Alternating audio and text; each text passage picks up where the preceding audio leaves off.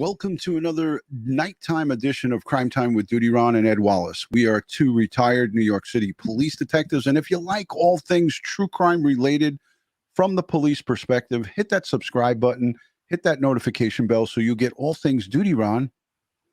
And this guy over here, oh wait, he's on my other side, Ed Wallace, when we go live or upload another video. Tonight we're going to get into the search for Dylan Rounds. Heavy D Sparks, the Diesel brothers, went out to loose in, and they used EquuSearch technology, the drone that was instrumental here with our fundraising. We got the fundage to them. They purchased 3 drones, and they went out there and they did some searching. Ed, how you doing tonight? Doing good, Ron. Doing good. How about yourself? Not too bad. Thanks for asking. Hey, we got a lot of stuff going on. We have just a ton of news, breaking news. Kylie Rodney, there's some breaking stuff. We're not going to get into it on this program, but when we have another show, we're going to talk about Kylie Rodney. So never fear. For everyone that's here, we're going to talk about the results in her case. But tonight it's about Dylan Rounds, and we're going to be talking about the drones and everything that was done on the search recently for this young man. He went missing on May 28th, right? It's a long time ago. We got a lot of things going on. Months and months have gone by with a lot of things that were happening behind the scenes, but not a lot going on with the actual investigating authority. But we'll get into that in the second part of the show because Candace Cooley is going to be joining us. But right now we got Dave Rader, Twila, Sisco, and Gene Robinson from RP Search Services. These guys, they know everything about searching for the missing.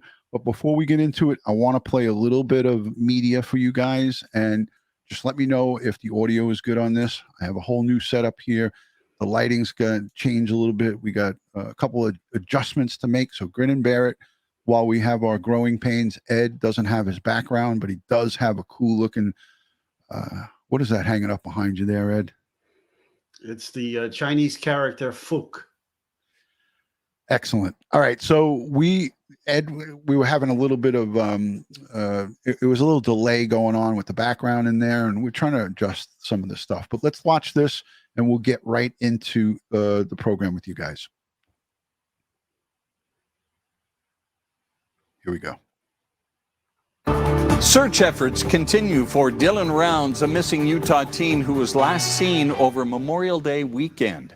The Boxelder County Sheriff's Office is now saying a homicide likely occurred. Dylan's family hopes new technology can help them find clues. Fox 13 News reporter Emily Tenser was with his parents and the Diesel brothers in western Utah today. It's been almost 4 months since 19-year-old Dylan Rounds was last seen here in Lucin, Utah.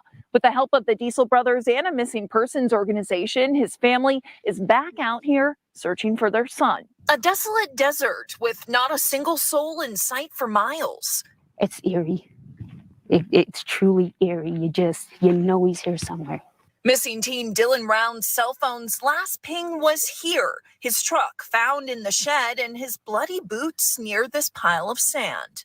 You know, right to us, this is ground zero. Right here is where it started. So from there, we'll work our way out with the technology and see if we can find something. With the help of television's Diesel brothers and a drone from EquuSearch, a missing persons organization, Dylan's family hopes this tech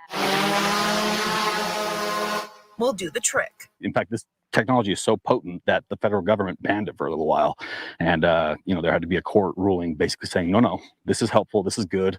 Go use it. The special lens will take pictures and send it back to EquuSearch to be analyzed. If Dylan was killed and if his body was buried out here, this has the ability to pick up on soil disturbances and anything that a cadaver would basically start to penetrate into the ground around it. In July, Boxelder County sheriffs identified James Bruner as a suspect, a squatter who was living on this property. Dylan's family is asking the office to let go as lead on this case and have the FBI or state take over. From the day Dylan's boots were found 300 yards from us, that should have changed everything. In a statement, Boxelder County Sheriff's Office says they requested an independent review of how they've handled this investigation and go on to say DPS, Weber County Sheriff's Office, and Weber County attorneys established credibility in the investigation with substantial and pertinent evidence. Still, the family would rather take matters into their own hands or rely on others for help. It's frustrating, but it's also potentially still has a glimmer of hope. You know, people want answers. People want to know what happened. But ultimately, it's like, hey, if this was your son or your little brother, what would you do? Boxelder County Sheriff's Office will not comment because this is an active criminal investigation, but a detective was on scene at the search Thursday. Dylan's family has received a lot of support from people wanting to help out with their search efforts. They're asking if you want to donate to EquuSearch, the organization to help other families. So that was the report, and that was a little while ago. Ed, let me get you back on the screen. And again, with this situation, frustration levels are high. But thanks to EquuSearch Midwest, Twila, Dave, and Gene, we have a little bit of backup for the family. So this is a great addition to this case. And the Diesel brothers, they also increased the reward money to $200,000. So they added $100,000 to this thing, which is unbelievable, Ed. Let's bring on our guests, Dave, Twila, and Gene. So I'm going to bring them on one at a time. Dave, thank you for joining. Hello, Twila. And there is Gene, Gene Robinson from RP Search Services. How you doing tonight, Dave? Good, Ron. Good, Ron. Always good to see you. Same with you, Ed. Likewise. You too. You too. Yep. Great to see you, Twila and Gene. Thank you for joining tonight. I was trying to get some theme music for Gene when he was coming on, but I couldn't get to it in time. I think Kara helped out with a little theme music in the background there, which was awesome. Twila, I want to start with you first, and then we're going to go right to Gene. You and Dave have worked so closely together on all of these missing person cases. Just if you could give the audience a little bit of how you guys got started with this thing, and how long have you been working with Candace on this? We got contacted back in the beginning when Dylan went missing, and we've been right there for Candace and the family ever since. We've had multiple drone pilots out there flying, and Gene has been awesome at running. I think at one time he got 2,200 images to run through Locate for Black to see if he could be found, and I think he ran some other images. So we got involved in the beginning. They reached out to us, I believe, for the drone end of it, and we've been on it ever since, and we've tried to do everything we possibly can to be there for Candace and the family, and hopes that we can find Dylan and bring him home. And when the Diesel brothers were out the other day, they flew. They were out there for 5 hours, I believe it was. They did a great job with the images. They sent them to Gene, and Gene has worked those like the back of his hand. So, and we're very, very grateful for Gene. He's a genius at this stuff. And, if we have second thoughts or whatever, anytime I get something, I'm like, I got to let Gene see this before I make a decision on anything, because he's just good at what he does. And he's been analyzing the last photos that the Diesel brothers had just flew and got. Okay, that's awesome. Hey, Dave, I wanted to go to you real quick before we go right to Gene, and then Ed's got a couple of questions too. But I wanted to ask you, you're the operations director of EquuSearch Midwest. How does this stuff come into you? Does it all come in through your website, and then you now dispatch or coordinate with Twila?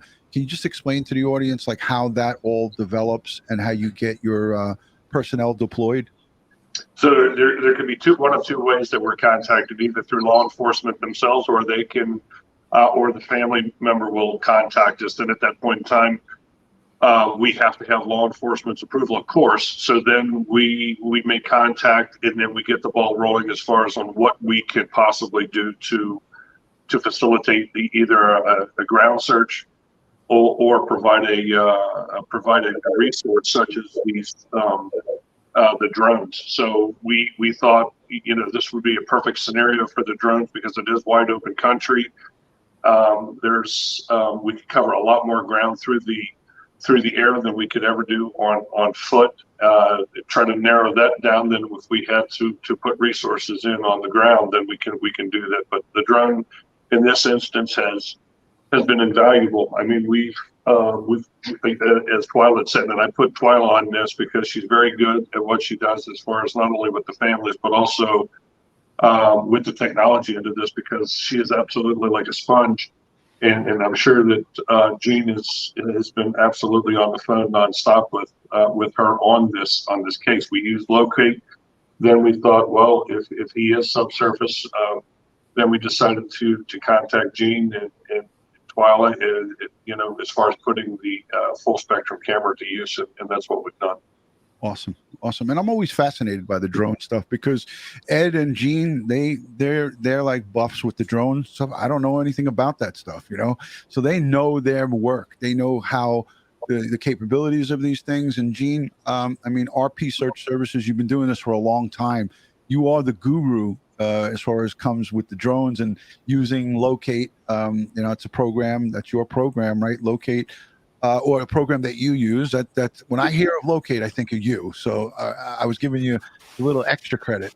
If you can, I'm going to put you and Ed on because I want you and Ed to, first you could just tell the audience a little bit about the drone and the technology and what you're doing here for Equusearch behind the scenes. Well, I don't know that I would say genius, but I think it's just knowing the smart people who can answer the questions that we end up with that makes it so easy. But let me simplify it for you a little bit, Ron. The drone is just a truck, and the truck goes out there with the camera, the sensor that we send with it, and it goes and collects all the data and brings it back. It just so happens that truck can be several hundred feet in the air and give us the bird's eye view, which is so important in a search. And we've used it pretty extensively on this case. And yes, we have run an extensive number of images through Locate. Locate is actually a piece of software that I have tried to develop over the years as a computer geek myself, but was unsuccessful. And the company is out of Canada that produces it, and their website is usri.ca for Canada. And when I found out about him, he's in the very early stages of developing it, and I said, this is it. This is exactly what we need to be able to analyze these images. And I've been working with him for the last 3 or 4 years. And we've fine-tuned it. He's fine-tuned it and has just done an outstanding job on it. And it allows us to use the power of a computer to go through these images very, very quickly at like 4 per second. And those are 20 megapixel images. And I've always said that, the best squint in the world is my wife, Angel, because she can go through an image and she can pull stuff out that I would completely miss. But that process takes about 2 minutes. And that's moving at a pretty good clip. So if you have 1,000 images, 2 minutes times 1,000, do the math, that's a lot of hours. And it's very hard to keep that going. Whereas you can run these through a computer and it never misses a beat. So when I was approached by Texas EquuSearch Midwest to help them with this, I knew that out in the desert that this was going to be a good one to use the drone for because it covers that area so quickly, and we can cover it at 100%. We know that we have 100% of the area covered because we can look at the flight path of the drone and see if there were any areas missed. And there haven't been so far that I've seen. The Diesel brothers flew and they sent me just over 600 images. The difference between what the Diesel brothers did and the other stuff that was done, man, we're about to get way off in the weeds here, Ron, if you're ready for this. Hit it. I was born ready. Okay. Well, I tell you, I've learned more about images in the last 3 years than I ever thought I would learn. A standard old JPEG image.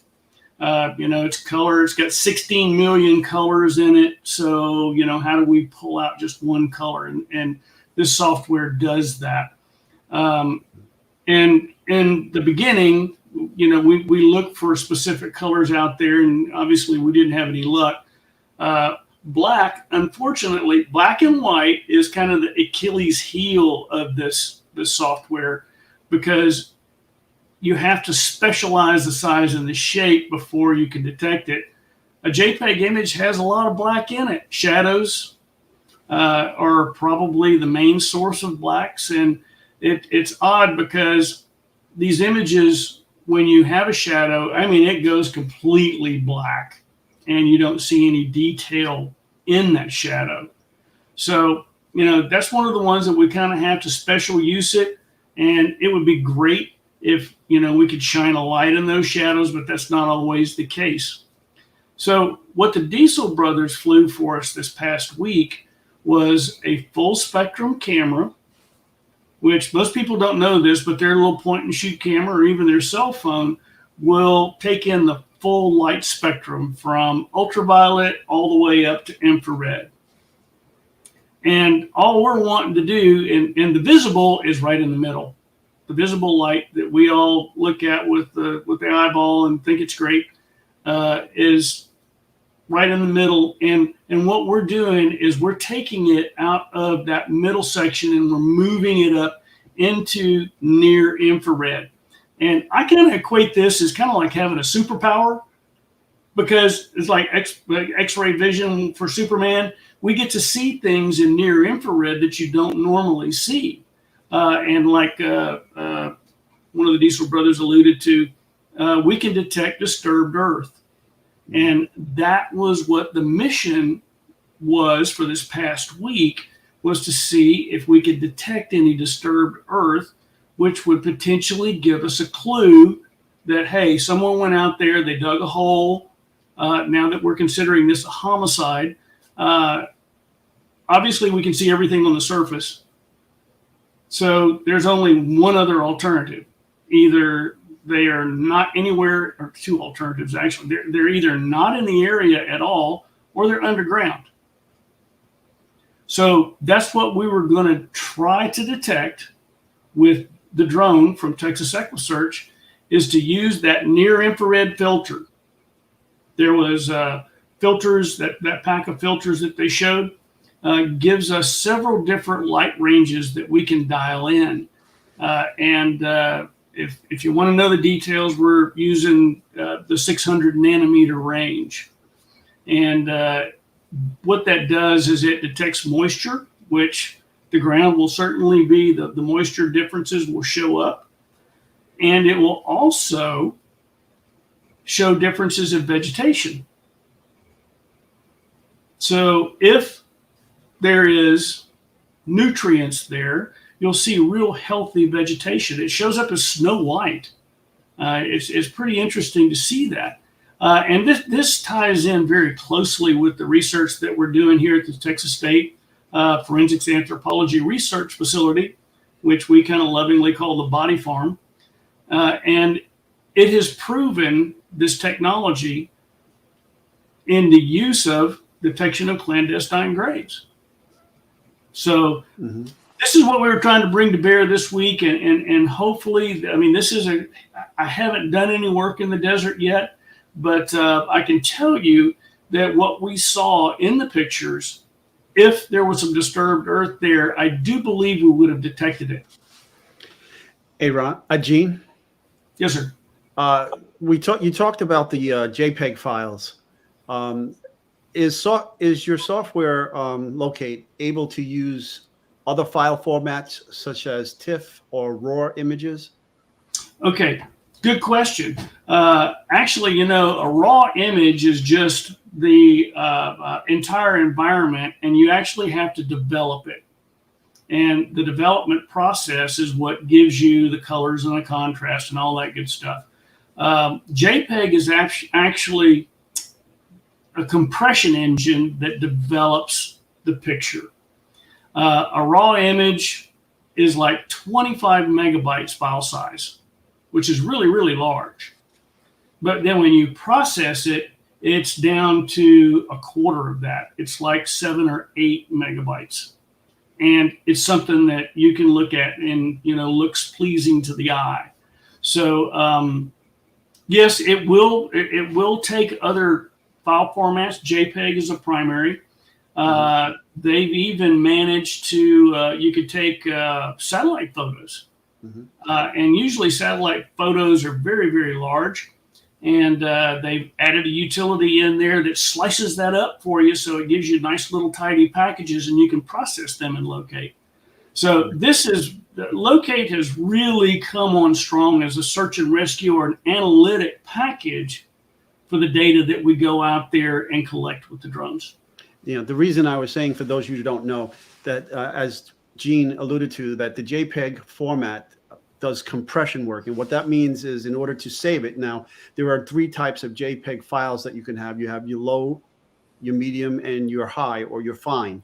The low has the most compression. The high or fine has the least amount of compression. And when we say compression, it's taking actually pixels out of the image in order to reduce the file size.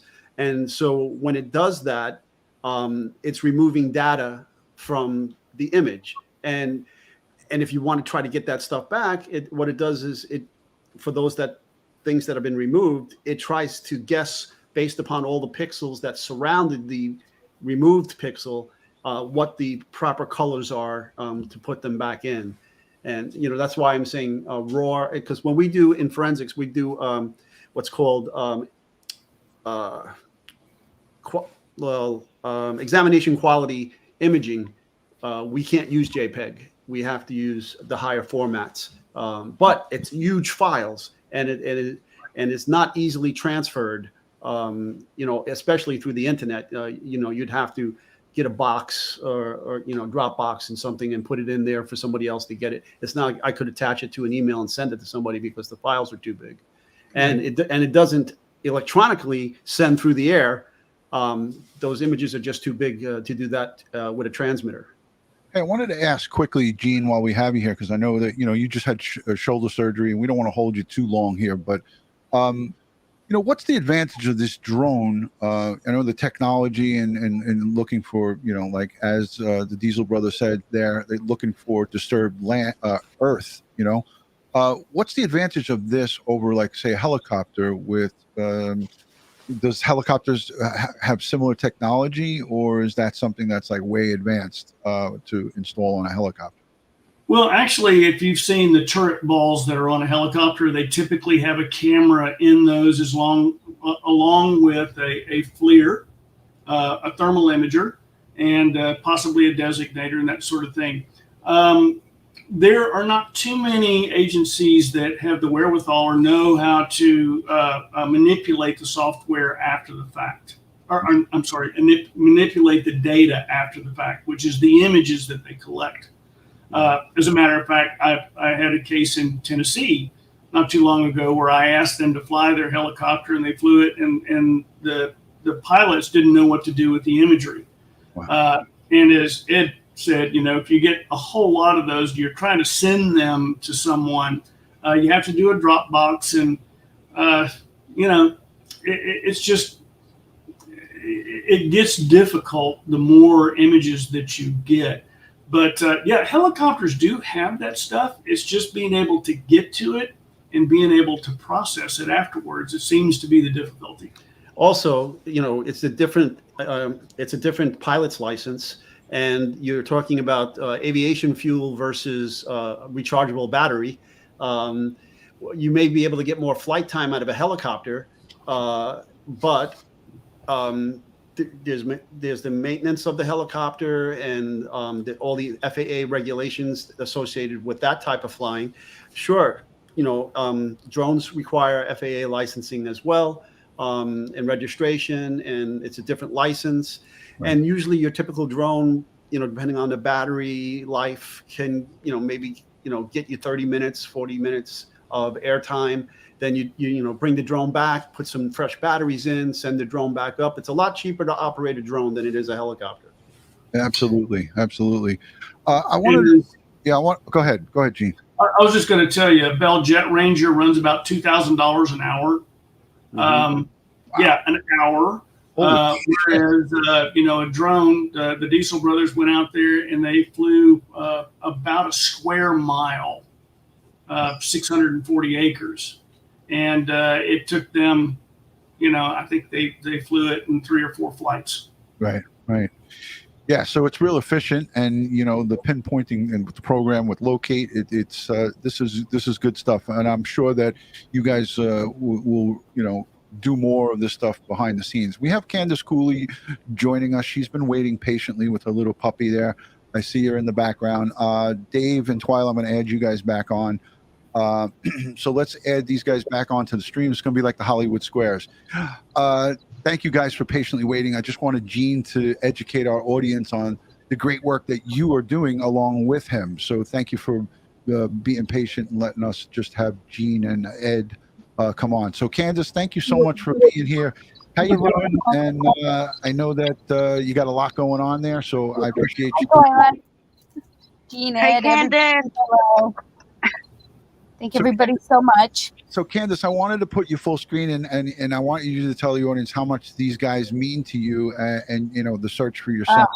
Yes. There's going to be another Eastern Idaho interview coming out, and we say it in that, Justin and I do. If it wasn't for EquuSearch, we would be at a dead end. We would have nowhere to go right now. No help from law enforcement. Been fought from day one, and it is truly a godsend what these people have done for us. They will truly be the ones that help us bring Dylan home. Yeah. I mean, that is the fighting factor. They have, Twila, you are absolutely amazing. You got the fight. You got my back. Dave and Gene, I haven't got to talk to you two a whole lot, but you guys have had our back from day one, and it is truly amazing. The support. I cannot express our thanks as a family enough. I just can't. It's truly amazing. This is what it's I'll all always about. be here. Always. Yes, and that is our fight with Dylan, and that is our push forward so that other family knows that people like you exist. Yeah, Dave, you were saying. I love Dave, you so much, Candace. Dave, you were saying something. I know you were saying something like that's what we do, but you guys talked at the same time, so I want you to take the screen. Yeah, I mean this is what we do. I mean, this is in the family's darkest hours. This is, and they feel like there's nowhere else to turn. This is what we're all about. If I don't have it in my toy box, I'll go out and I'll get it in my toy box, or I'll know somebody that does. It's that's what we do, and that's what we will continue to keep doing. And I just want everybody to know, Dave Rader throws the kitchen sink, as he says, at all of these cases. He puts his heart and soul into it. Twila is, his right-hand gal, and she's the search coordinator. Gene, in the state of Texas, he will, in a moment's notice, go to Eastern Tennessee. He'll go to, he was ready on the Gabby Petito case. Gene was on the phone with me, like, hey, you know what's going on here? And it's like, Gene, do you know what's going on? And he was like, we got to go help these people. So Gene was ready to go out to the Tetons to search for Gabby Petito. These are amazing angels. These guys are just blessings to families like Candace. I can't thank you guys enough. And, in February, we did that fundraiser, and we had no knowledge that a Dylan Rounds would come, or a Kylie Rodney and the boys in California. All of these cases is one of the reasons why I got involved with you guys, is because I feel so strongly about searching for the missing. They don't have a voice, and we have to be their voice for them. And bringing, like as you guys say, lost is not alone. Bringing the missing home, that's a life mission, and that's what you guys do. And I'm so honored to be a part of it. This Crime Time with DutyRon family, everybody that gives super chats here tonight, I'm going to be sending it over to EquuSearch Midwest, and I encourage each and every one of you to go over to their webpage, and I'm going to put it up here. I believe I have it on the branding here. It's EquuSearchMidwest.org, and they also have the Facebook page. I think Candace is getting attacked by the dogs right now. I am. Just a little one. I love it. So this is the EquuSearch. I believe that's the donation, and hopefully I got that right. I think I do. If I don't, I'll correct it, and I'll link it down below in the description. You know, Twila, you provide not only the search coordinating on the ground, but you also get involved with help and supporting the families. How important is that to you in addition to searching? Do you want to talk a little bit about that? It's very important to me because I'm a very caring person, and I want to treat, you know, people like Candace and other mothers that have missing children. I want them to know that we as a team, Equusearch, Gene, you, Ed, all of us are there for them. And I mean, it's just all about caring about somebody, you know. It's the heart that's in there. And Candace isn't just a mother that's out here with the son missing. She's like one of my best friends. Like, she's my family. It feels like we've been knowing each other forever now. You know, it's a great feeling to hear her have that small little laugh, or, you know, just to hear her talk and vent. And I listen, and I'm going to always be there. 10 years from now, I'm still going to be there for her. But, it's just all about treating people the way you want to be treated. It could truly make somebody's day just by being there to listen to somebody, you know. At the end of the day, she's got so much going on, and I'm like, I would literally put my feet in her shoes for one day just so that she can get a break, because she's fighting and fighting and fighting. And she's not only doing this for her son, she's doing this for a lot of missing people. Every missing person that's out there, she's bringing awareness for it. And I think that's truly an amazing thing to have a woman here that has a missing son that also at the same time is concerned and worried and wants to help other families. That's an angel right there. This woman right here is a true angel. I can't imagine her pain, but I would literally take a day for her if she needed it. Can I interrupt you, Twila? Yes. Your guys' whole team, the DutyRon team, I call all you guys, well, you and DutyRon more, and I vent, and you guys know my frustrations with law enforcement, and I don't hold back, and you guys truly listen, and you tell me this is unreal. You have helped me. You guys, especially like as EquuSearch, when I finally told you I'm done dealing with Boxelder, can you ship the drone to me? That was unreal.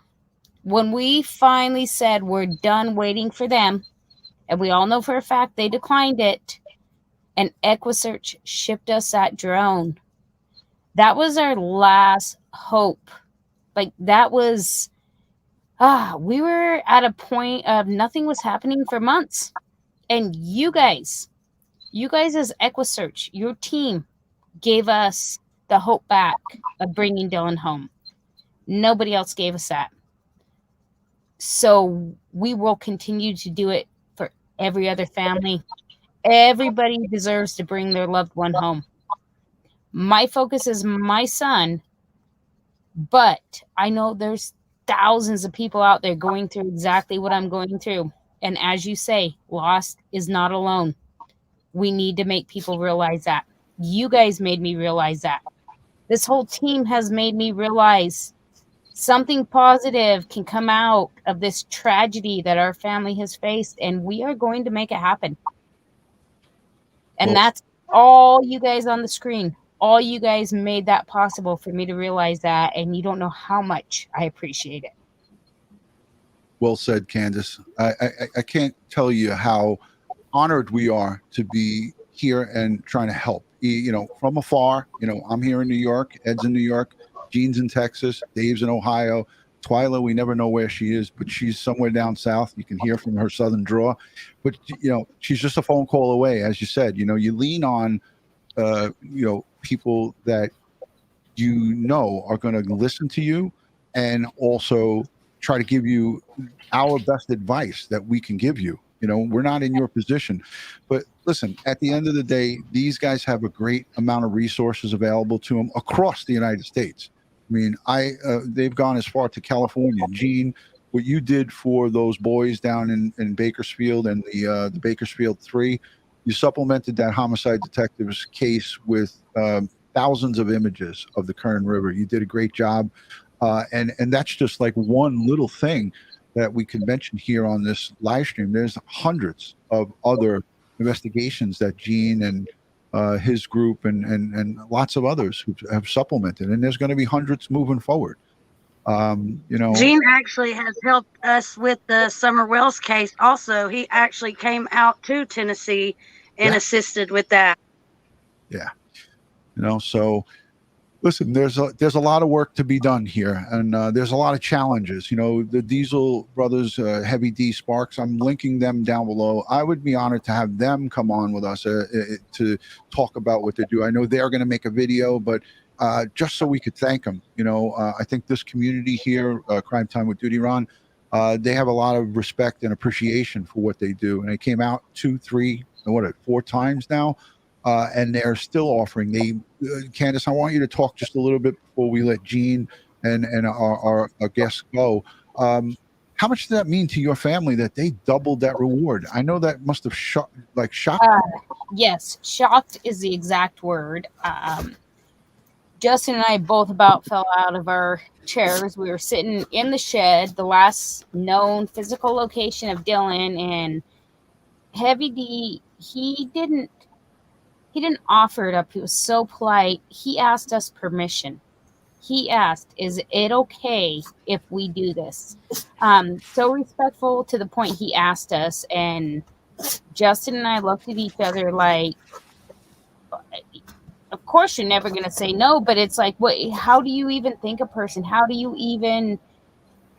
Somebody who had never met Dylan but followed his story and following the Facebook and knowing who Dylan was and knowing what Dylan is and what he was accomplishing, to have that be thrown out there just out of the blue. Justin and I were truly just taken back. Absolutely amazing.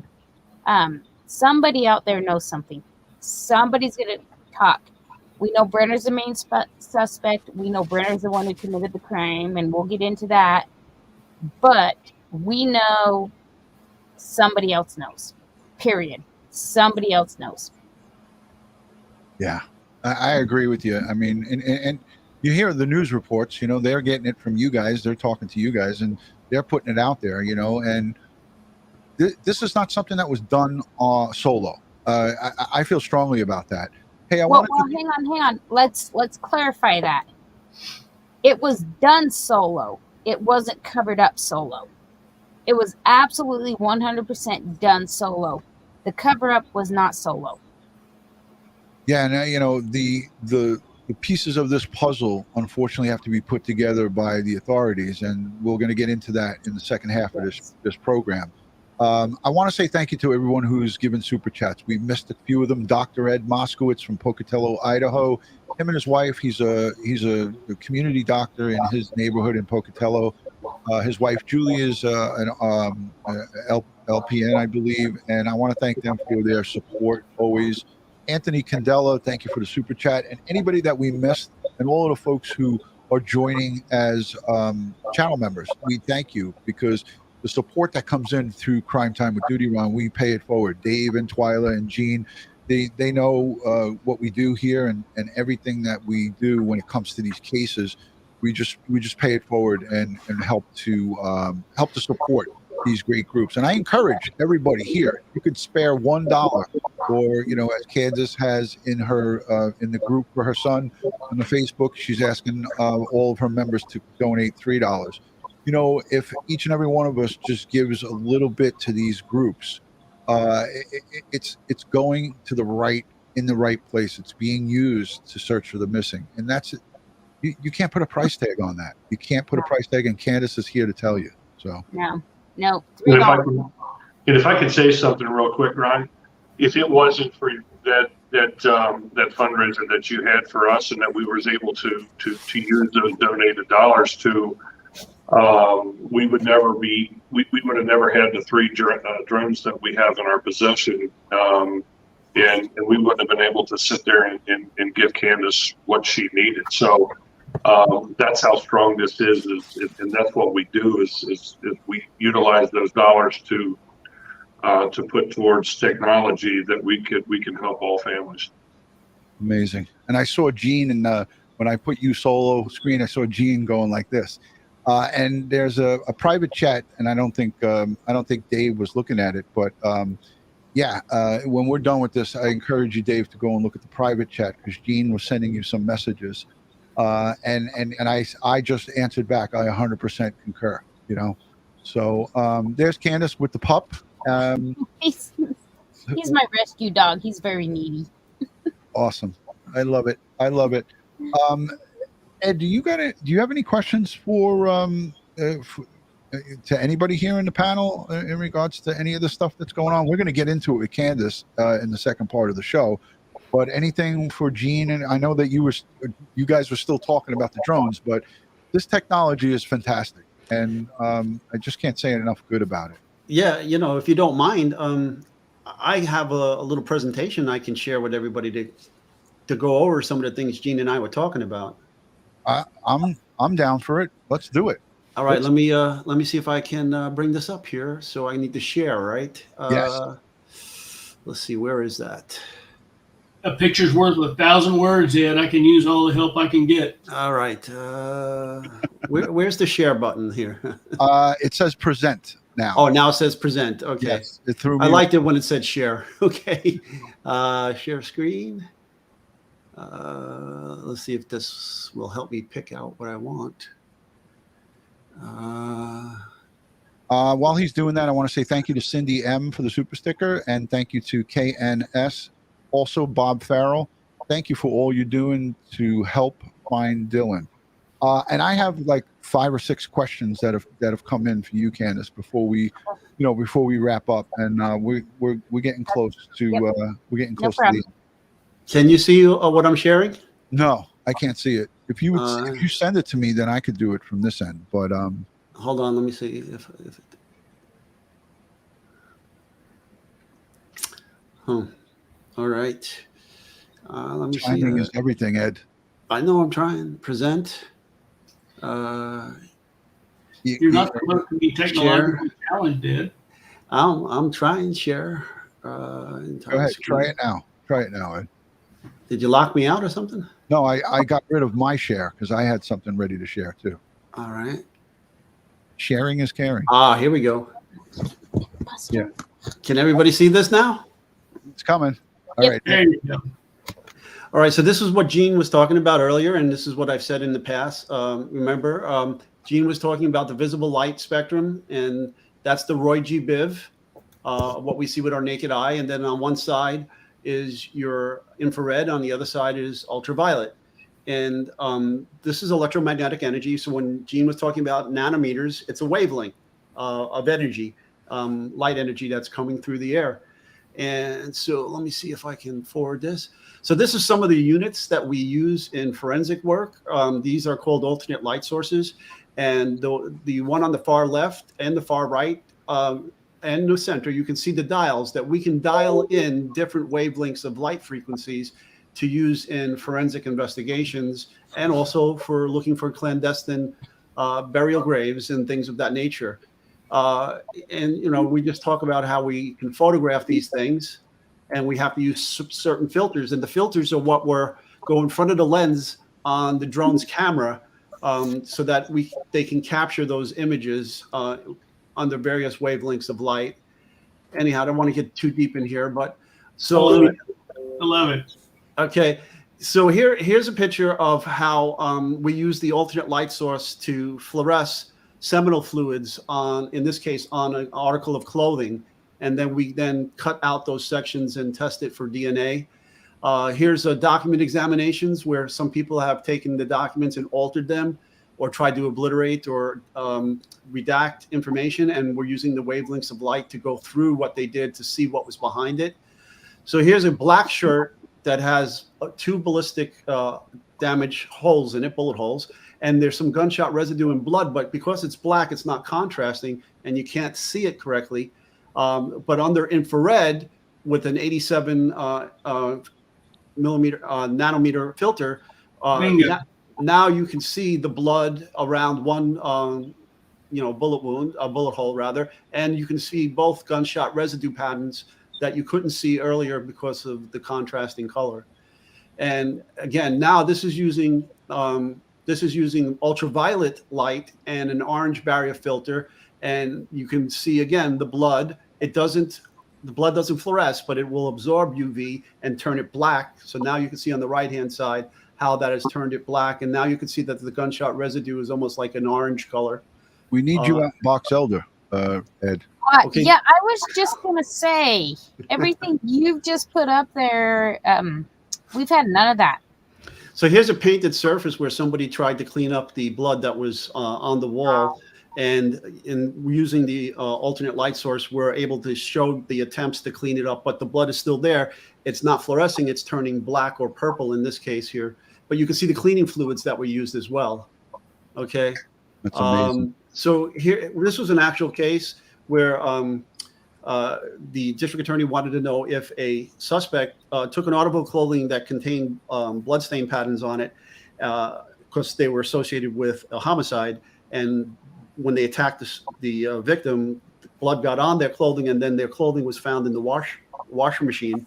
After it was washed, could you still find the blood patterns? So we did this test. Then we washed it, and then we found it after we washed it. So all of those stains are blood stains. That's correct. But that was after it washed. Yeah, right? after. So, so all right. So at this point, I think I'll shut this down, and you can go on with this show. Well, that was actually a very good. Great. Yeah, we could have used that tomorrow for Forensics Friday. You know.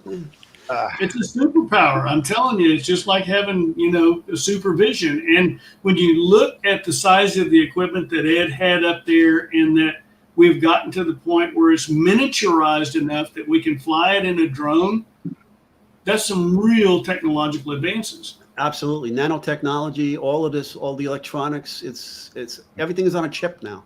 Okay. So it's getting smaller and smaller. I mean, some of these drones are the size of insects. Right. Yeah. Hey, I wanted to ask Dave and Twila before we wrap up and go into the second half of this thing, because we're running over time as always.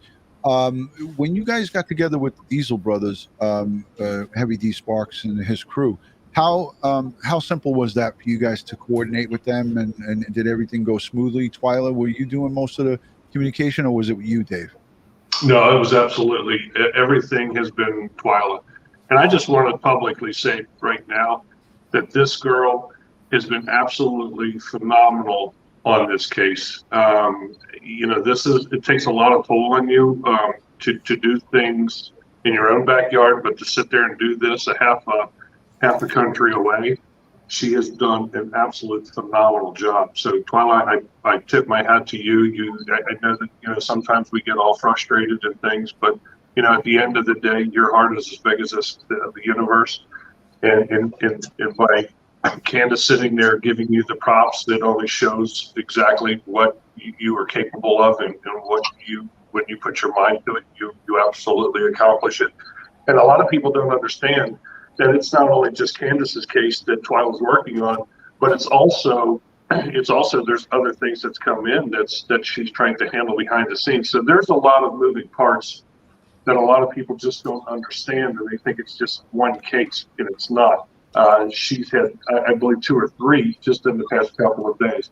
So I want to sit there publicly and say thank you from the bottom of my heart, and thanking you for everything that you do for EquuSearch Midwest, and Gene, you're the same way. Without you guys, we would be nothing.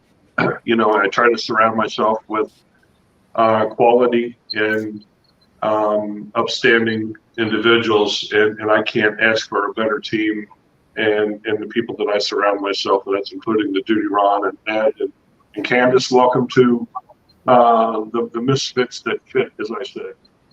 Well, I want Thank to you. help you guys for what you do. I want to become part of your drive, even in the background, because you guys have truly kept our hopes alive about finding Dylan. You're in here. You're in here. You're in here, and we're not letting you go anywhere. Yes, And it wasn't just me. Yeah, it wasn't just me with the Diesel brothers. It took Candace, me, and Gene. We've all three been like a rolling wheel for almost 2 weeks now. And I couldn't have done it without these two here, because I mean, she was here, Gene was here, and we were all here, and it was just like everything's been flawless, if you ask my opinion. And them two have been a huge, big support.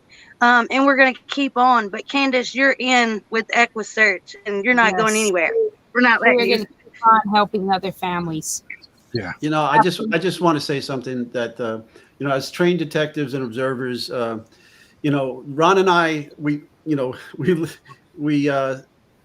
have what we call bullshit meters, okay? That we've honed the skill of over many years of being lied to by criminals in our careers.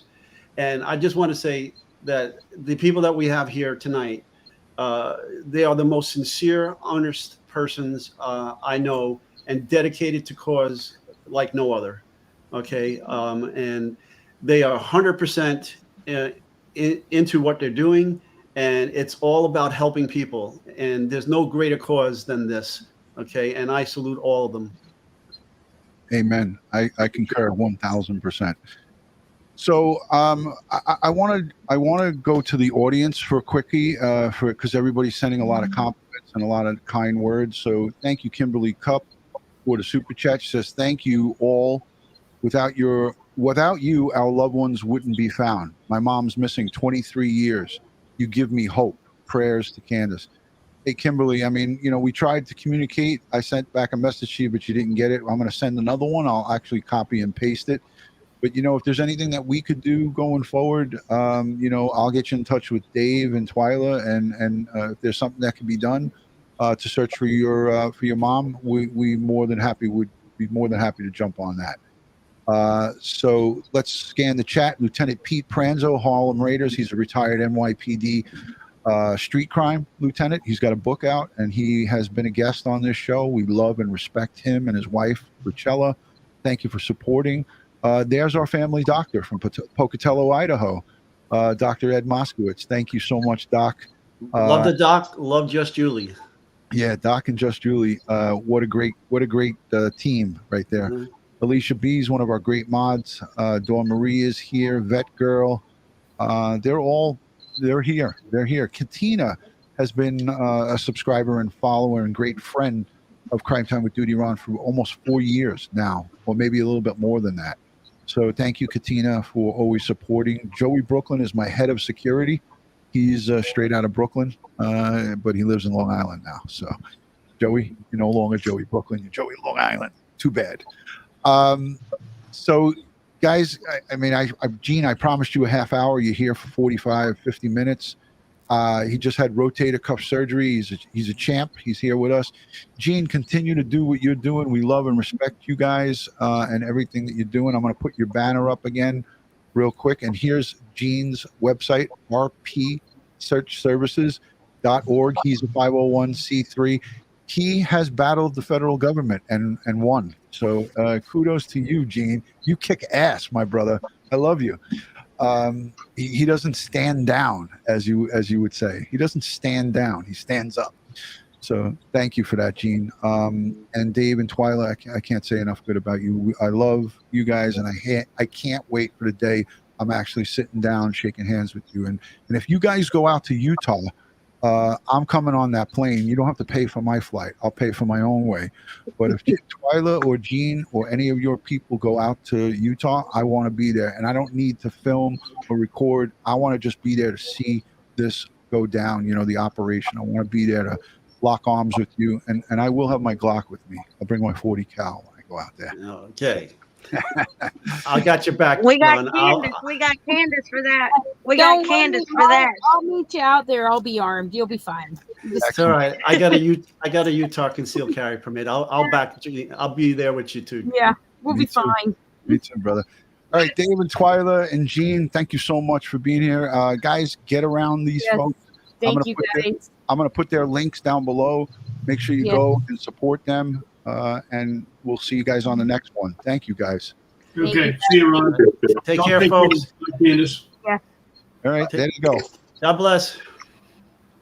Hey, folks, you see, your money goes to good work here. Okay, Yeah. we took that money and did that fundraiser for them and got them those 3 drones, and they're out there doing God's work. Yeah, you know, it was, I explained to Candace, it was like 17,000. And when it was all said and done, it was about 20,000 that they got, which was phenomenal. You know, it was found money that came in from you guys. So kudos to all of the Crime Time with DutyRon family and anybody who has contributed to that or will continue to contribute. You know, you're helping to find the missing. Like they say, lost is not alone. These guys live true to that. And Candace is here to tell you these are not folks that just talk the talk. They walk it. So No. yeah.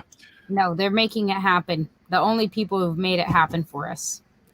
Yeah, and Heavy D Sparks, man, what Yep. I would love to meet them too and say thank you. Like just like Adventures with Purpose, these guys are doing great work. You know, you watch their videos and when they used to have their Discovery Channel, and you know, I never followed them closely, but started watching after they started helping. And you know, it seems like they're these big, tough and rough guys, and you know, always building stuff or hitting stuff with a hammer, tearing down engines, getting in trouble with the EPA. They are truly the most caring people we have come across in that desert to help us find Dylan. Like truly, genuinely caring people. Absolutely amazing. That's great. They don't have their attitude does not fit their appearance. Let's just put it that way. They are truly caring people. Family men, caring people. And that's you know, that's what you're looking for when it comes to this. You don't need people to blow smoke up your ass. You want people. No, and we've had so much of that, as you and I have discussed. That's all we've had. Yeah, it's unfortunate.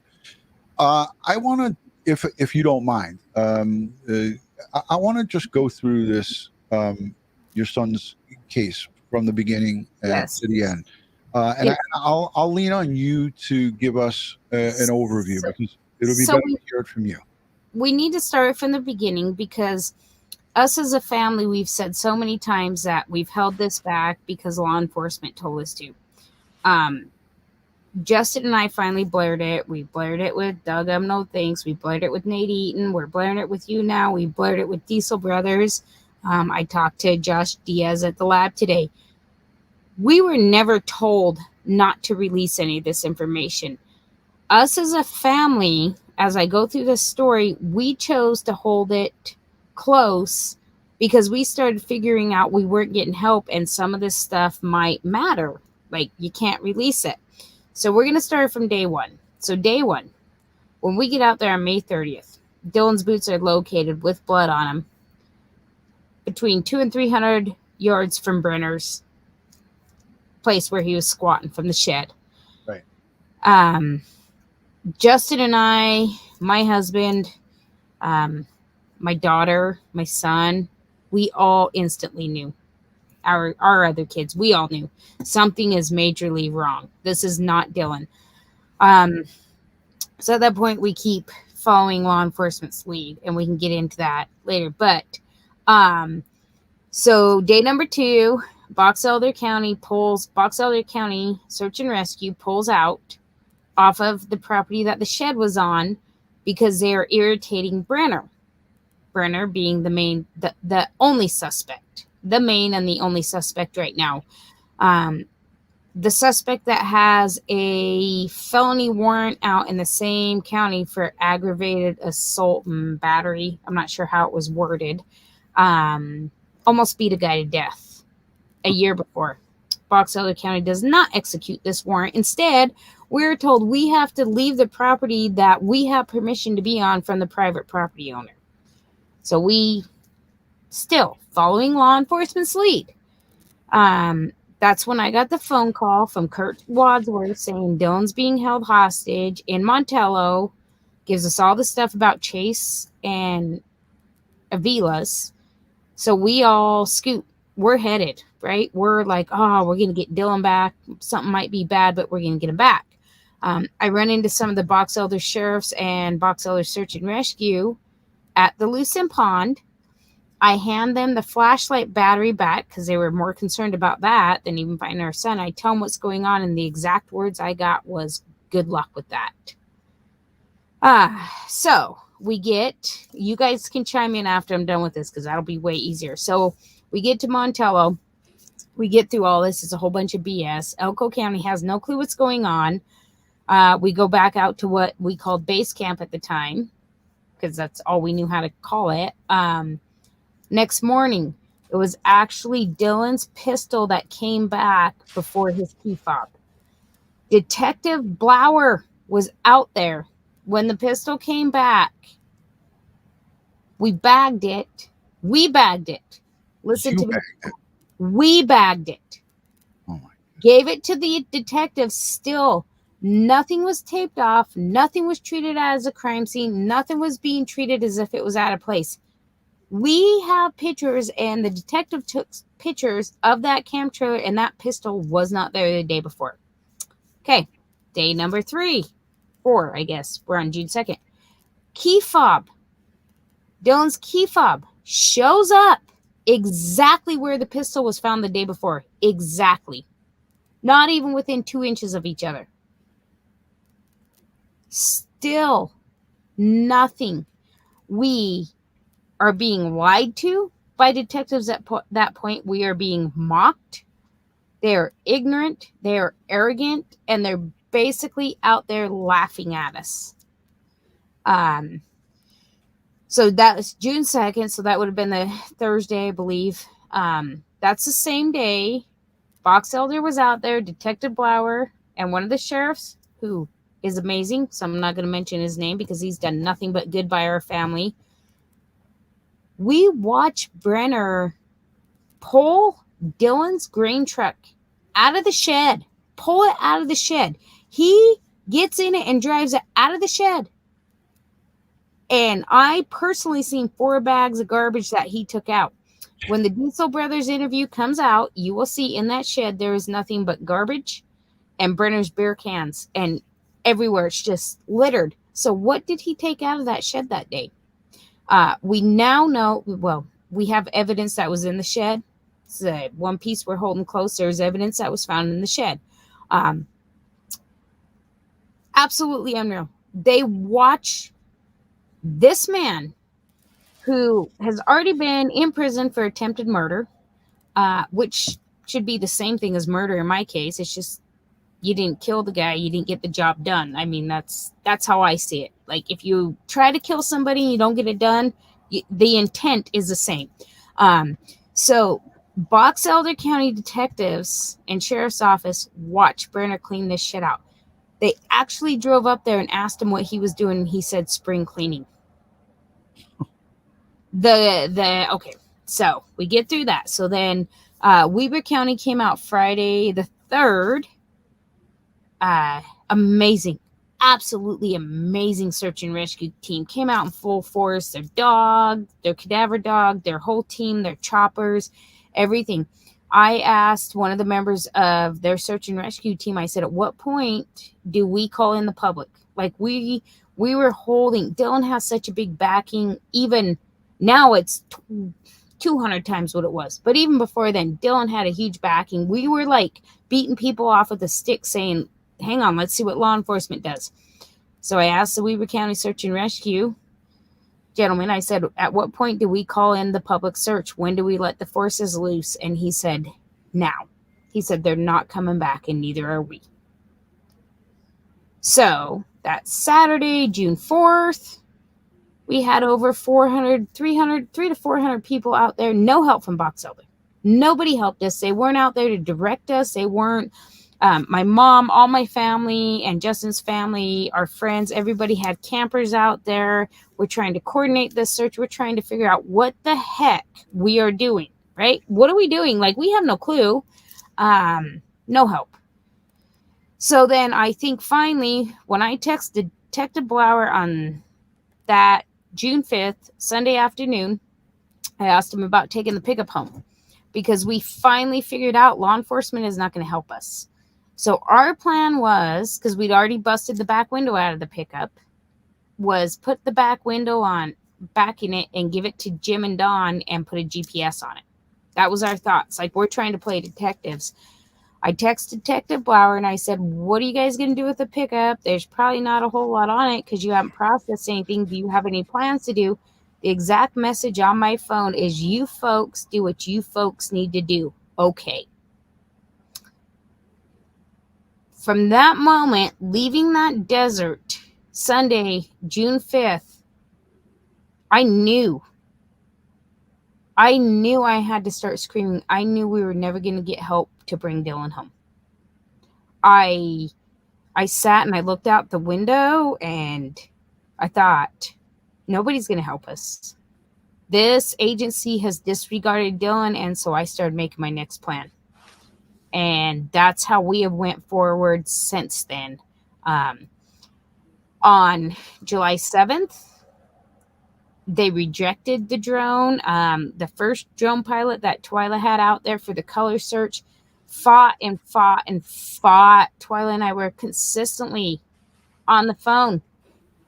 We got that permission because I emailed Detective Yates, or Lieutenant Yates, and I still have the email, and I said, if you do not give me permission for EquuSearch to come in, my next media release will be that drone being flown on the Nevada side because Utah will not cooperate. It was within 4 minutes we had permission.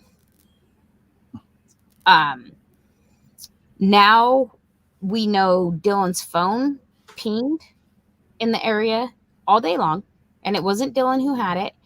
Dylan's phone was found in the pond, which there's been a lot of speculation about, but yes, it was found in the Lucin pond. It's not circumstantial evidence. Brenner has admitted that he was the one who put Dylan's boots behind the dirt mound. There is more true evidence, not just circumstantial, and Boxelder just keeps sticking their head in the sand.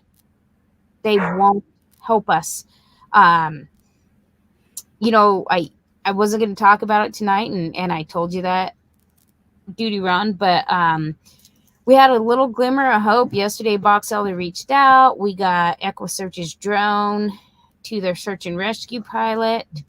About 4 hours before this interview, the pilot texted me and said he failed his test. He wasn't a pilot in the beginning. It's just been lie after lie after lie and failure. And this is not about us as parents. I need everybody to understand, this is not about Justin and I. This is about Dylan. Every time we turn around, it's a lie and it's a failure, and we've had it. You know, it's amazing that you see on the news that Boxelder made a statement that they are being top to bottom evaluated or looked at by I don't know who. They didn't state by who. Ed, I know you got a lot to say about this evidence. Yeah. Wow, I'm just blown away by everything you just said, Candace. It's as a detective, as a forensic investigator. It's okay. The gun was the first thing that returned out of the blue. Correct. And it was photographed, and you called them to come, and you had to bag it. It was actually my son's best friend and Dylan's little brother who bagged it. They were smart enough not to touch it. Okay. Did they do any lab work on the gun? Listen, if you can't talk about it, don't talk about it. No. Here's the thing. That's why we finally released everything, because people keep telling us, well, Boxelder's holding back. There might be more evidence you guys know, and that is absolutely 100% not the case. Boxelder County has not been back out there since June 20th when they arrested Brenner. Boxelder County is looking for nothing. They're waiting for Brenner to squeal and then to be able to prosecute and have the glorified story of, we did this. So there was nothing on the gun. There was nothing on the key fob. But when you say nothing on the gun, nothing on the key fob, what do you mean? They were wiped down. Okay, they were wiped down on the exterior, right? What kind of gun was it? I think it was a 38. Revolver. Yeah. No, it wasn't a revolver. It had a clip. I think it was a 38 or a 40. Or 380 or I don't know. It was my you don't know to make a model. No, it was my ex-husband's gun. I think they put it down as a 380 and Justin said no, it's something else. I still got the receipt. Okay, well, the point being is, there's a lot of crevices on a gun, especially in a semi-automatic gun with the slide and everything. And if you're handling it with your bare hands, and your genetic material can still get into those areas that if you wipe down the exterior of the gun, you're not necessarily cleaning those areas of your DNA. You might wipe down your fingerprints, you might lose your fingerprints, but there are those little crevices that are inside of, in these openings of the gun that your genetic material can get in there. I don't know what kind of analysis they did. And the same thing for the key fob, right? There are little crevices in the key fob where you have to insert a screwdriver in to open it up to change batteries and so forth. And, right. They kind of snaps together. Well, yeah, you can wipe down the outside, but that towel typically doesn't get down into those crevices where your genetic material can still be. And as for the phone, was the phone worked up at the lab as well? So the problem with the phone, it was one of the Boxelder detectives, when they found it in the pond, took it out of the water. Okay. So he was told not to take it out of the water, and it was taken out of the water, and so it'd been there for 21 days. There was no oil left on it. That's yet another fill of Boxelder. And they told you that? No, Justin was there. Dylan's father was there when the phone was found. That's what I'm saying. There has been nothing. Okay, not only was Justin there, but the only reason that Justin was there is because Robert Avila was leading him out to show him where Chase parked his four-wheeler. Lieutenant Yates was more than happy to arrest him. So we've already handed him 2 criminals. We've handed him Chase and we've handed him Avila. Arrested him, put him back in the back of one of their cop cars, and instead of driving him away, let the felon watch the evidence be gathered. Mm-hmm. That's how the phone got leaked, was because Robert Avila was there. No, but you made a comment about oil on the phone? Yeah. Okay. And who told you that? That was our FBI agent. Okay. He said there was no oil on the phone. Yeah. Right. So no DNA, no fingerprints. Right. Because he said there probably would have been had it not been taken out of the water. Well, yes and no. Okay. But yeah, typically we like to keep the electronics in the water for the digital aspects of it as opposed to the fingerprints. But yeah, once you take it out of the water and if you stick it in a bag, you potentially can cause friction on the surfaces and then obliterate fingerprints. And then if it's in a plastic bag, it could end up creating moisture, not moisture, but rather fungus and bacteria and so forth that can eat away at the genetic markers because the plastic bag doesn't breathe. It doesn't allow an exchange of air. But okay, so several mishandled items of evidence is what I'm hearing. Pretty much everything. Yeah. I mean, when Dylan's boots were found on day number 1, we watched Search and Rescue put them on the back of one of their side-by-sides, and they did not go to the lab until June 6th. A full 7 days until they even arrived at the lab. Even arrived at it. And that's after I was lied to by Detective Blower saying, did you know it was actually blood on Dylan's boots and it was Dylan's blood? The lab has confirmed it. That was on June 2nd. The boots never got there until June 6th. Now, let me ask you something. The shed that your son stored his seed truck in, was your son paying rent for that? No. Okay, so we need to clarify that, and it'll come out on Nate Eaton's interview also. Dylan probably had not been to that property in over 6 months. Mm-hmm. This was not this was where Dylan's 640 acres were, and where he planned on ending was at that shed. He knew JC was called by his initials, a property owner. He had permission to be there. He had full access to it. Dylan hadn't been there in a long time, and so Dylan he'd been planting over in Independence Valley. He'd been helping the Wine Cup Ranch, over on Dan Iverson's property. All these people, none of them have anything to do with it. Like, people keep trying to tell me this person does or this person. No, it all points to one person.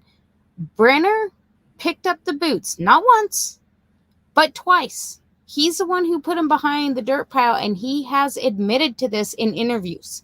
Mm-hmm. He moved Dylan's boots. So if you look at those boots, and if you are familiar with Georgia boots, discoloration, it's a raw leather. They're not coated. They don't have any protection. If they are out in any weather, any rain, anything, they start discoloring. When Justin and I seen those boots, I guarantee you they were placed there hours before we had gotten there. Hours. Okay. There wasn't even dust on those boots. Okay, so getting back to the shed. So the shed, Dylan had legal access to it, and Yes. so did Brennan. Is that correct? No, Brenner did not have legal access to it. He was a squatter. Okay. He had access. He treated it as his own property, but legally, no. Okay, and your son's C truck. Okay, that is your son's truck, right? Correct. He's the Yes. registered owner, or is it rented? Or I don't. It's registered to the farm. it's registered to the farm. Okay, It's and Dylan's truck. Yeah. and did Brennan have authority to operate that truck? No, absolutely not. So why was he in the truck and moving the truck? You tell me. And he wasn't arrested for that. No. Interesting. Okay. No. Now, Not only was he not arrested, but the only reason he got to move it again is because we were kicked off the property as a family, private property that we had permission. We had a letter.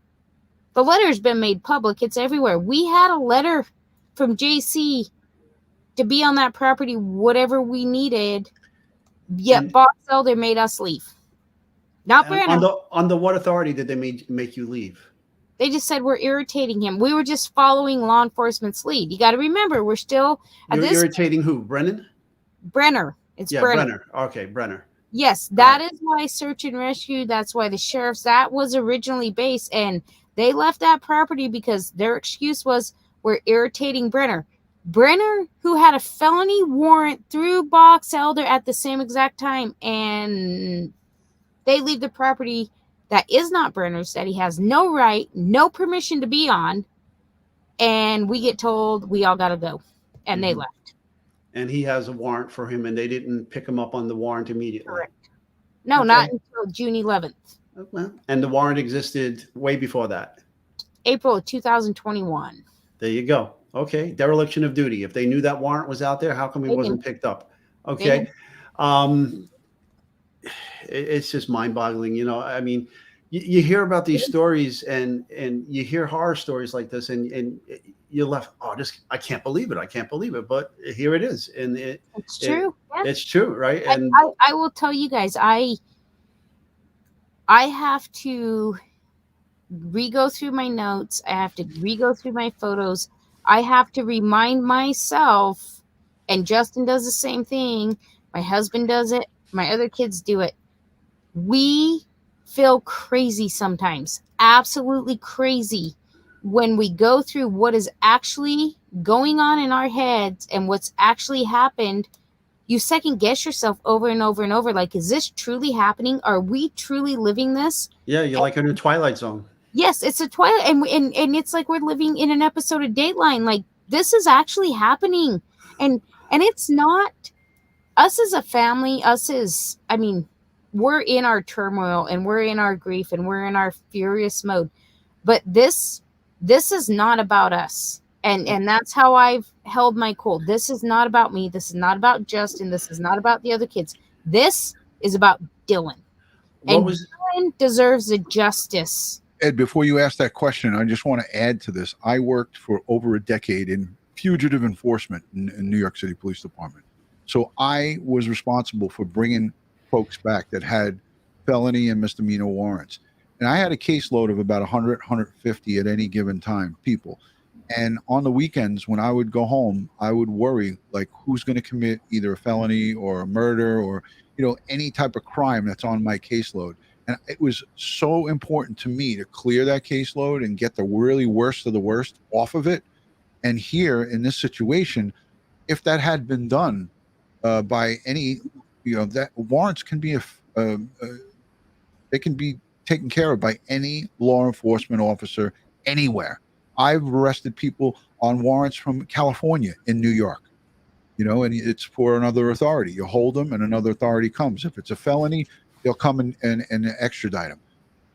Hey, The fact that they didn't do that, we're now looking at Dylan's not here because of the lack of action taken. And that's horrific. Go ahead, Candace. Can I just answer this one real quick? It's just in the public comments, and I just like to get the rumors squashed. So it says, Candace, what about the 15 illegals in travel trailers on Dylan's working for and with him? I think he means his property, including the 17-year-old illegal living with Grandpa Larry Rounds. There you go. Slept 3 days with Dylan in KW's trailer. I have no clue what this person is talking about. And 15 illegals in travel trailers. I am sorry, that's astronomical, and that sounds like a fake book rumor to me. I have nothing to do but laugh about it. Like, did you seriously just ask me that? Let's just put it that way. Did you seriously just ask me that? We've heard a whole bunch about the 17-year-old Hispanic kid. He's not 17, he's 18. His father has worked for Justin since the year before Justin and I got married, which was the year before Dylan was born, and now his son comes and works. Stuff like that, people got to realize, like, you're ridiculous. If you want to follow this circus, I just need people to realize, like, we're putting the facts out there and we're putting the evidence out there, and it's all factual. Stuff like that, all you're doing is, to me, it's you're trying to bash the family, and I can take it. I have no problem with it, but don't do it to families. You already responded to it, and please don't, in the future, don't dignify these things with a response. I know. It's easier for me when I see them just to call it out and not ignore it, because they will find me. They'll find me on Facebook, or they find my email. I get them all the time, and I do respond to them. It's like, here, this is squash. Let's move forward.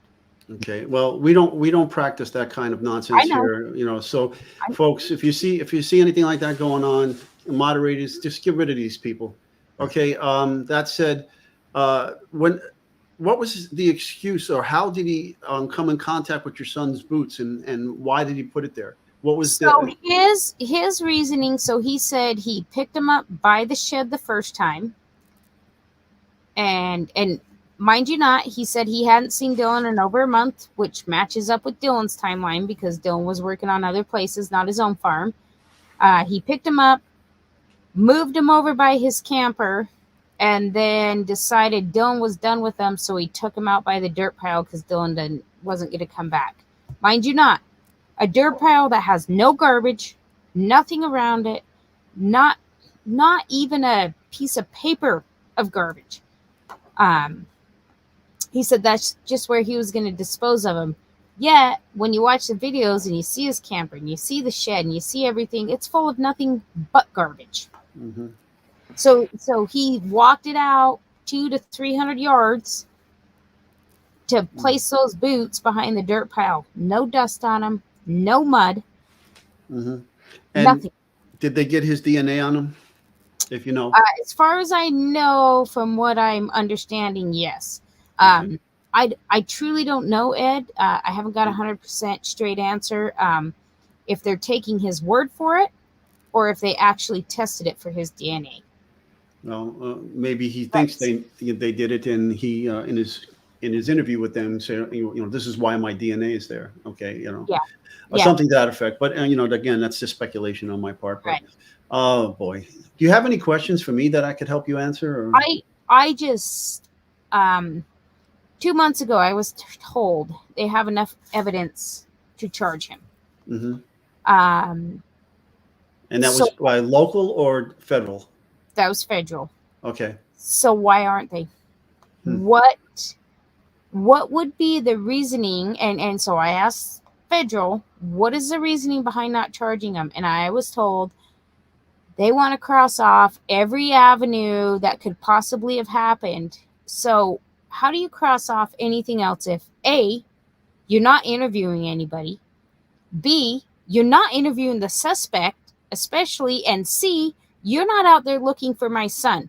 So what are you crossing off? What else is left, Ed? What else is left to cross off? I don't know. Another thing that struck me was a comment that you made is that you wanted to bring EquuSearch out there and utilize the drone, and somehow the local sheriff's office was not allowing you to do that. And Twila was shot completely down. We were told no. And under what authority did they tell you you couldn't use that drone there? Well, now that we know that they have no authority. Exactly. Yes. So now that we know, so that's kind of the deal that happened today. Our federal officers out of the country. I've had to deal with Boxelder for the first time in I don't know how many months. I was reached out to by somebody that we thought we trusted. I arranged to have it picked up. He picked it up. 3 hours later, I got a text message that said, I failed my drone pilot's license. I can't fly this. I'm sorry. Hang on. Let me get you the exact words because I have no problem releasing this. Sorry to put a kink in our plans or something. Absolutely unreal. Unreal. To finally be reached out, I was, I talked to Twila about it and we discussed whether or not I didn't want Boxelder to get a hold of this drone, neither did Justin, because we felt if they got a hold of it, they would just, stalemate us. So after talking to this person and getting a voicemail yesterday saying he was going to be the drone pilot, the message I got today, 2 hours after he picked up the drone, was Candace. Unfortunately, I went in to take my exam, which qualifies me to drive the drone, not fly it. He's going to drive it, just so you know. Okay. All right. And failed the test by one question. I believe we'll need to postpone from tomorrow to another time, to a time that another pilot is available. I'm really sorry for messing up plans. Now, where's the drone now? Back in Diesel Brothers, they're overnighting it to me. And we're going to be private pilot. But this is Boxelder. This is once again. Okay, so now if what he said is true, he can retake the test in 14 days. But Ed, it doesn't matter. His voicemail tells me I'm the certified drone pilot. Nothing about I got to take a test. And I am sorry, frankly, if you got to take a test and you're that unqualified already, well, I don't want you to do it anyways. Well, there's two types of things that can be going on here.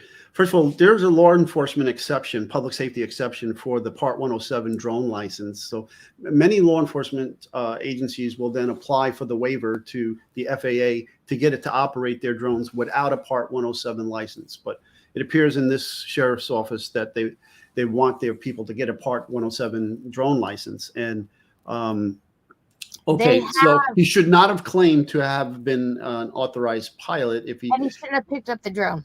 Right. He should not have touched the drone. And they have, let me tell you the other messages.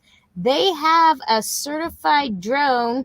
He actually went out and flew in the beginning when Twila and I coordinated it. And he told me I needed to go to a complete different agency.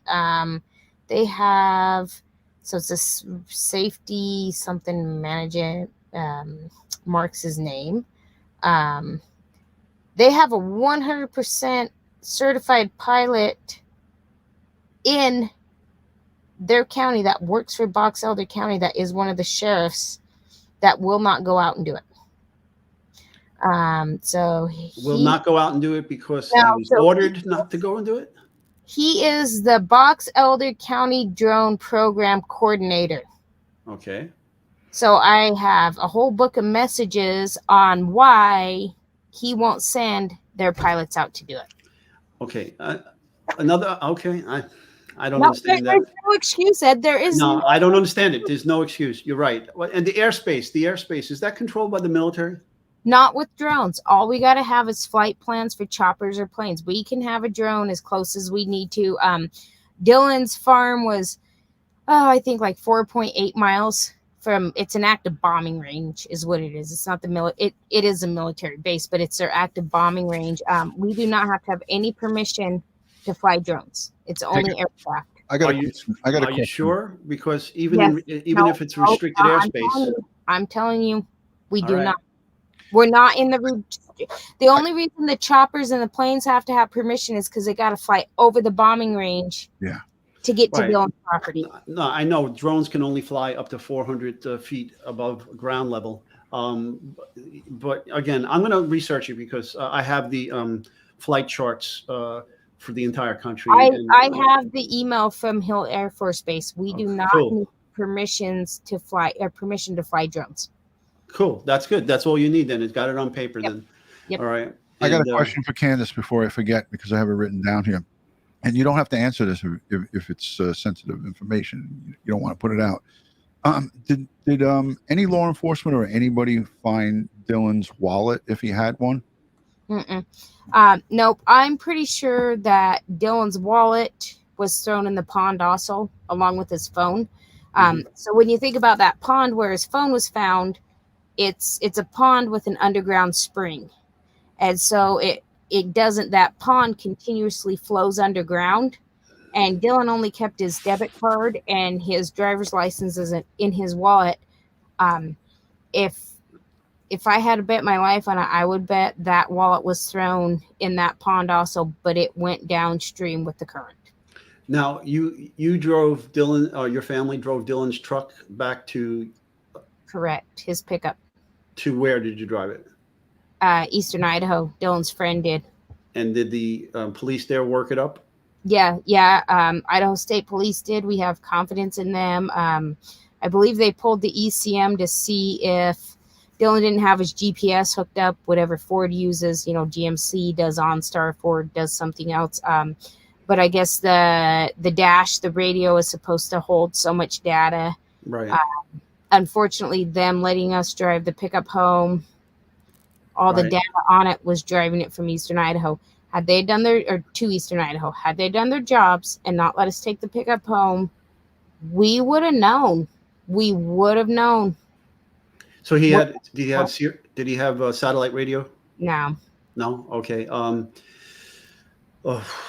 Yeah, that's the problem. He's not like a typical 19-year-old. Like most 19-year-olds, you can track everywhere through their, their Facebook, their TikTok, their vehicles, all the stuff they have in it. That wasn't Dylan.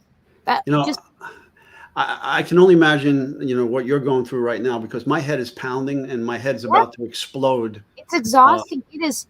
I truly wake up fighting and I go to bed fighting. And I probably spend 4 to 5 hours a day on the phone with people. I mean, I do it with you, DutyRon, a lot. I do it with so many people that are helping us trying to figure out what the hell is going on. Right. Like, what has happened and how not just Dylan missing, but everything else that we've been through. How is this all happening? How is this even okay? Like, how is this even real? It's exhausting. We as a family are exhausted, but it's not going to change the fact we won't quit. Candace, can you clarify this from Anne? She says, can you please clarify if the horse and train tracks? Yeah. So Brenner had a wild horse that he tamed. That's why the gate was always locked. So that whole property was fenced in by the owner when he was previously there, and then Brenner put a gate up. That horse was walked to the railroad tracks. Had to be Saturday or Sunday. It was in the mud. scuffled around. Brenner admitted to search and rescue. He was the one who walked that horse down there. And I'll tell you what, after going out there for 3 years, Brenner never walked that horse. Then you could clearly see the horse was led to the tracks. The horse went one way back towards the pond, and Brenner went straight back up to his camper. That horse was led down there, but wasn't led back. That is what drove me to get a hold of UP. I've been in contact with Union Pacific. Their internal law enforcement knows everything that's going on. They have all of Dylan's information. They're keeping a lookout. I tried to get Boxelder to do this. They had no interest. So once again, as a family, we did it ourselves. Right. Yeah. And Rocky, you asked the question of why they took the pickup truck home. I'll tell you, this has been answered gazillions of times. I know you probably didn't hear it. They were told by law enforcement that they could take the truck. They were actually told that they can break the window and get into the truck. But he needs to know the reasoning behind us wanting to take the pickup is we knew it was either Jim or Don. We knew it was. So our whole reasoning with taking the pickup home is replace the back window, put a GPS tracker on it, and give it back to those two gentlemen. Give it back to them and see where they go. Yeah. That's the reason we wanted to take the pickup home, because at that point we're thinking, okay, we're not getting help, so we're going to start playing detective. And if they did something to Dylan or with Dylan, what's the chances they're going to go back to the scene? That's the reason. That's the reason we wanted the pickup. It had nothing to do about wanting the pickup home or caring if it was out in the desert. Our plan was put a GPS tracker on it and give it back to them. Well, see, this is the problem that I keep talking about with these missing person cases, that you got to treat it to the higher standards, that, treat all missing persons as a homicide case until proven otherwise. And therefore, if you do it that way, then you seize this vehicle, you bring it back to your forensic lab, and you work the vehicle up, okay, as if a suspect or a perp was in this vehicle and it was associated with a crime on Dylan, and it wasn't done. And it's not your fault, Candace. It's the fault of the law enforcement agency here involved, that they didn't take this case seriously. They let wanted felons walk around freely in this environment, and even after they were identified, they did nothing to arrest people with warrants. I just don't understand that. I mean, it's a dereliction of duty. It's official misconduct in my book. Not only did they choose not to arrest him, but I know for a fact they were told not to. The deputies were told not to. Well, again, this needs a state investigation by the state attorney general's office. Done, Ed. That's been done. And they found what was that statement you seen at DutyRon? Yeah, I have it on. I saved it over here. It's, you have. Yeah. Yeah, that's what we get. But how do you do an investigation when it's one-sided and they never talk to the family? Yeah. It said words of, we're going to do an investigation from the top to the top down, from top to the bottom. No. They I got it. They said they requested an internal investigation from an outside agency, and they found something about pertinent evidence and blah, blah, blah, blah, blah. Let me find it. But they never talked about when the boots were found. They never talked about, and we can't get a hold of the investigation. We've been trying. It's like I told you earlier, DutyRon. My example is, so if the IRS wants to audit me, and I say, here's my QuickBooks, but you can't have my bank statements to back it up. That's basically what Boxelder did. Here's what we said we found and what we did, even though Boxelder has never found any of it. Nothing. The only thing Boxelder found was a phone, and that's only because the FBI told him where it was pinged. That's a ridiculous statement. That is, I'll find it. Their little internal investigation's a joke. Yeah, but that internal investigation was just dealing with your son's case. Are you still there, Candace? No, I don't know what it was doing. That doesn't specify. Oh, okay. Okay, so here you go. The Boxelder County Sheriff's Office said in an update on Wednesday night that after request for an independent review of the investigation, credibility was established in the investigation. Work that has been done with substantial and pertinent evidence. They never mention our son's name, and they never mention the case, and they never say what was investigated. So what was investigated? And who is this from? That's from Boxelder. That's their statement. That's from Boxelder, the people that need to be investigated. But who investigated them? I don't know. That's Where's an the awesome report question. from who did the investigation of them is what we're No, saying. no clue. Well, I hold that piece of paper means nothing to me. No, Okay. it's an independent review. They requested an independent review as their statement. By who? By who? And what did you review? You don't even mention in Bill's case, nothing. No, but I'm saying if you go to the state attorney general's office, you said that the deputies were ordered not to arrest somebody with a warrant. Yes, they were. Okay, that needs to be answered out. Yeah. Ed, there have been over 10,000 letters sent to the attorney general's office. The governor's office finally shut down his email. Literally, we have done all of this. We have been hitting our head against the wall for 2 months, calling out the state officials to no effect. I tell you what, the Justice Department, the Department of Justice, U.S. Attorney's Office needs to get involved here and do a corruption investigation. It's ridiculous. It's not for lack of training. It's not. And I talk to DutyRon all the time, and you know, between the Attorney General, the SBI, the State Bureau of Investigation, the governor's office, we have flooded these people. We get I can't tell you how many thousands of letters I get on my Facebook Messenger or emailed saying, Candace, this was a response. It's all generic, and it's all saying support Boxelder County.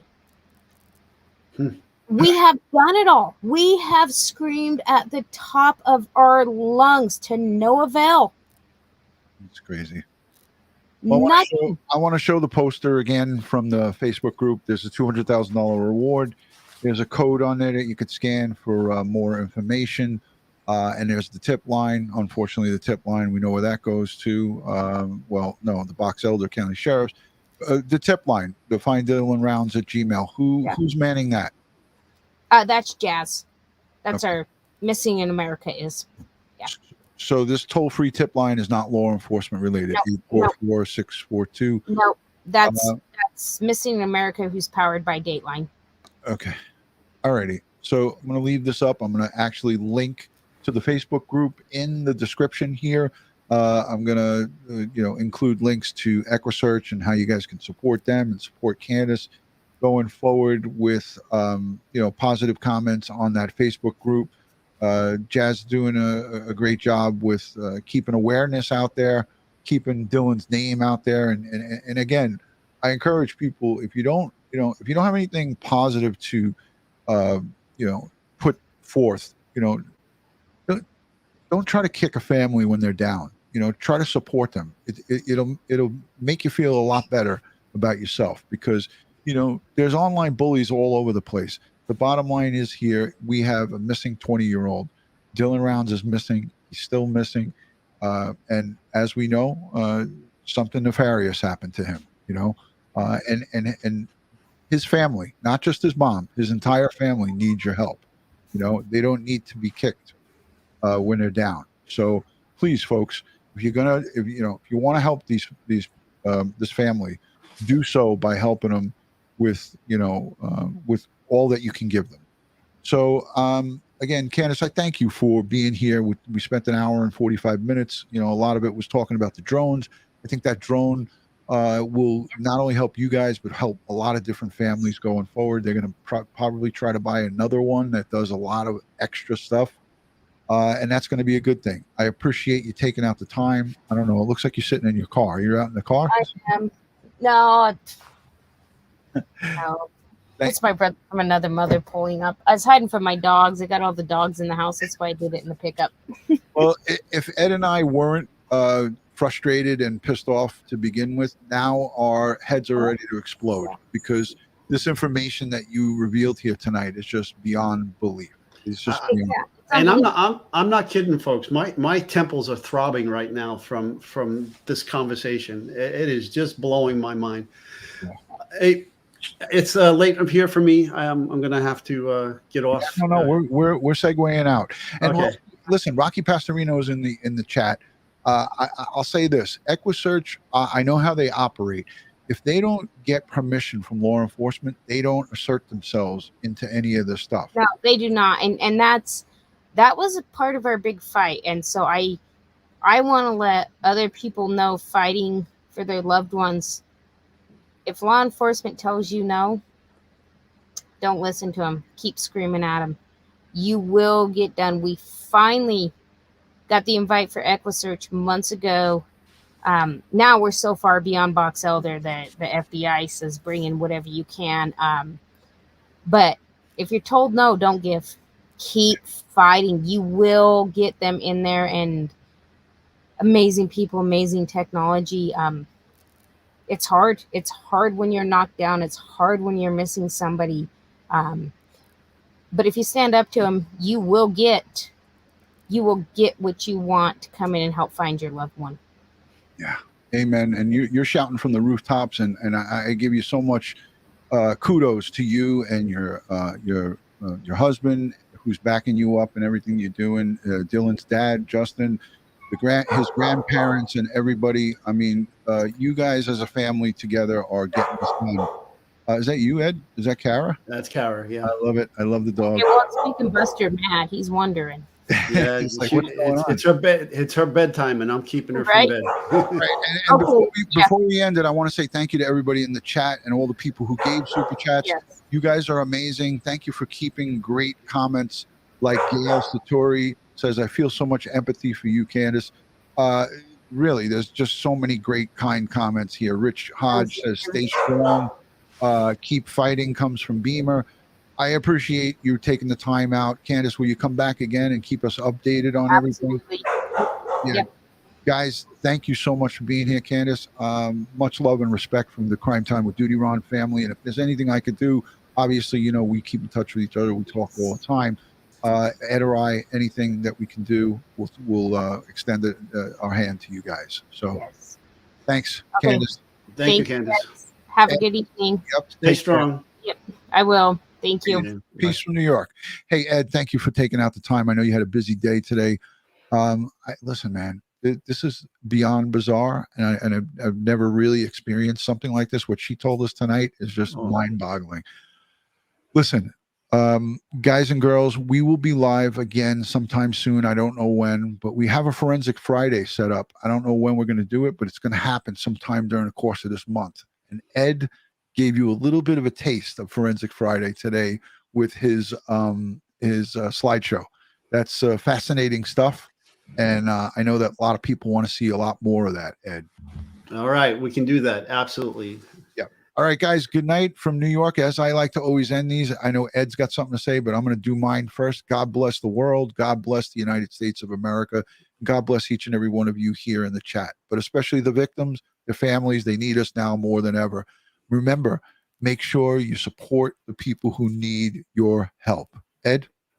Yes, you know what I'm going to say, folks. Stay safe, stay prepared, watch your six. And after tonight, please keep this family in your prayers. I don't know how she has the strength. Yeah, I don't know either. Thank you to the replay viewers, the moderators, and everybody in the chat that's being civil. For those of you who weren't civil in the chat, we're going to do a review and we'll get rid of you. So, guys, thank you and good night from New York. Peace.